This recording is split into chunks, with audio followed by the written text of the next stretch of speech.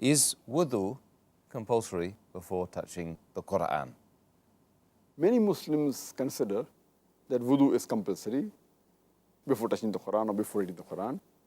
And this is the view of majority of the Muslims. But the scholars are divided whether it's fard or not. There's a verse in the Quran in Surah Waqia, chapter 56, verse number 77 to 80, where it says that Allah subhanahu wa ta'ala has revealed the Quran in a tablet well preserved.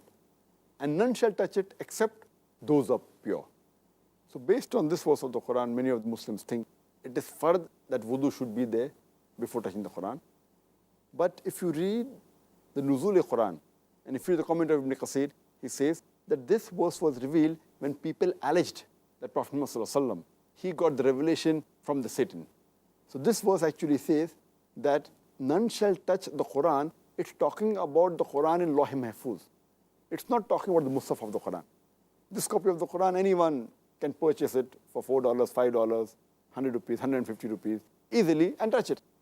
What it's talking about, that none shall be able to touch that Quran in Lawh Mahfuz, except those who are mutaharin. So the Kitab al-Maknoon is the book, the Lawh Mahfuz. And mutaharin doesn't only mean bodily cleanliness, person should be wudu. It means a person who's not only clean in body, but even in mind and soul.